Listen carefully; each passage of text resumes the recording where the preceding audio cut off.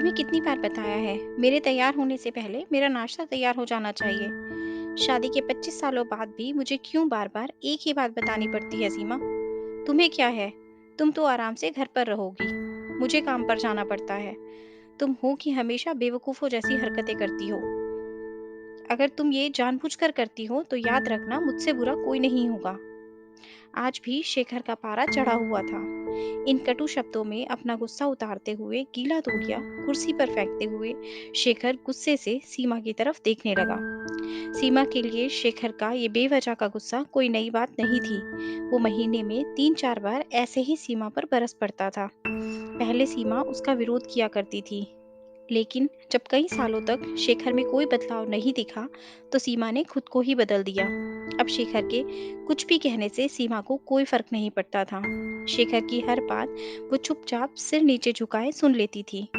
शादी के पहले 5 साल तक सीमा ने पूरी कोशिश की थी कि शेखर को बदला जाए, लेकिन फालतू का गुस्सा करना और बाद में सीमा को भला बुरा कहना, ये मानो जैसे उसकी आदत ही बन गई थी।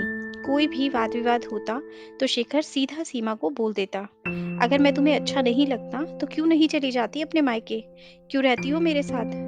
इतना सब कुछ होने के बावजूद सीमा शेखर के साथ ही रहती थी, क्योंकि उसे अपनी बेटी की फिक्र थी। और वो जाती भी तो कहाँ, अपने बूढ़े हो चुके माँ बाप को इस उम्र में परेशान करना वो नहीं चाहती थी। समाज और लोग क्या कहेंगे, ये भी तो उसे ही देखना था। वो इतनी पढ़ी लिखी भी नहीं थी कि खुद जाकर कोई नौकरी कर सके और अपना और अपनी बेटी का पालन पोषण कर सके।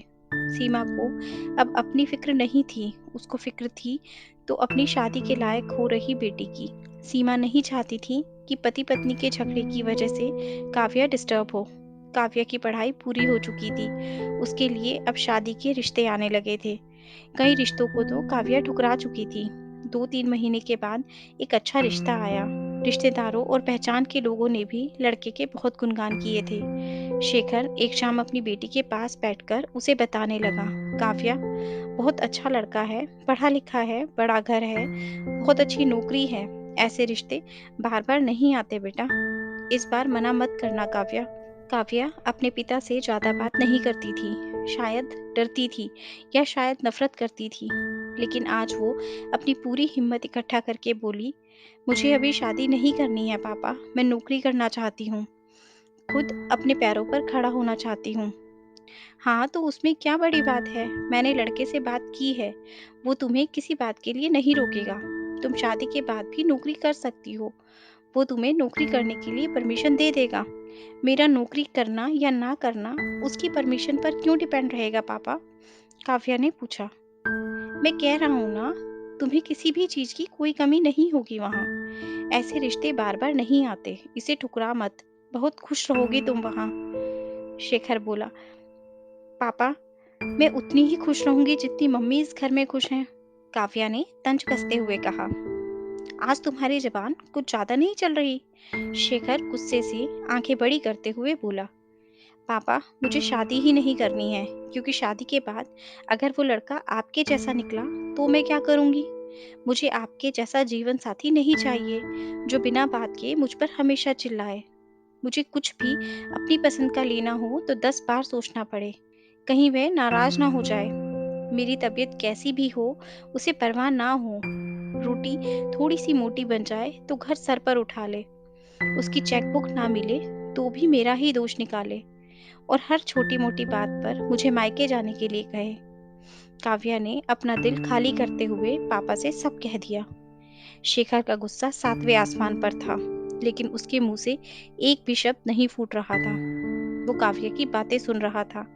काव्या उतना ही बोलकर चुप नहीं हुई। आज पहली बार वो अपने पापा के सामने इतना कुछ बोल रही थी। पापा, आपने माँ के साथ हमेशा गलत व्यवहार किया है। आप अपने ऑफिस का सारा गुस्सा बिना सोचे समझे माँ पर उतार देते हैं। कभी इस बात की परवाह भी नहीं करते कि उन्हें कैसा लगता होगा। आपकी बातें सुन सुनकर माँ ने अपना स्वाभिमान खो दिया है। शेखर आज पहली बार अपने किए बर्ताव को महसूस कर पा रहा था। वो इतना ही बोल पाया, जो तुम्हारा मन है वो करो, मैं तो इतना बुरा हूं ना?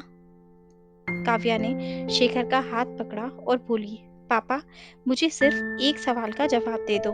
क्या आप चाहेंगे कि मेरा पति आपके जैसा हो? अगर आपका जवाब हाँ है, तो कर दीजिए मेरा रिश्ता आज ही, और ना हो तो मुझे आत्मनिर्भर बनने दीजिए। शेखर कुछ भी नहीं बोल पाया और वहां से चुपचाप बाहर चला गया। आज उसे सीमा के सामने जाने में शर्म आ रही थी। चलते-चलते उसकी आंखों से आंसू बह रहे थे। शेखर ने आज से अपने आप को बदलने का निश्चय किया। अगले दिन से सीमा ने अपने पति में काफी बदलाव देखा। वो सोचने लगी कि जो हिम्मत काव्या ने दिखाई है, वही हिम्मत अगर मैं पहले ही दिखा देती, तो शायद आज परिस्थिति कुछ और होती। अब काव्या पढ़ लिख कर अच्छी नौकरी करने लगी थी और 3 साल बाद उसके लिए एक अच्छा रिश्ता आया। और उसकी विदाई पर शेखर बोला, बेटा, तू हमेशा खुश रहेगी, क्योंकि तेरा पति तेरे बाप जैसा नहीं है। शेखर की ये बात सुनकर सीमा और काव्या की आंखों में आंसू बहने लगे। दोस्तों, आशा करती हूँ आपको ये कहानी अच्छी लगी होगी और ज़रूर कुछ नया सीखने को मिला होगा। आपका एक लाइक, शेयर और सब्सक्राइब हमें ऐसी ही और वीडियोस बनाने के लिए मोटिवेट करता है। इसलिए अगर अभी तक आपने हमारा चैनल सब्सक्राइब नहीं किया, तो प्लीज़ आप हमारे चैनल को सब्सक्राइब करें। आपसे कल फिर मुलाकात होगी एक नई कहानी के साथ। धन्यवाद।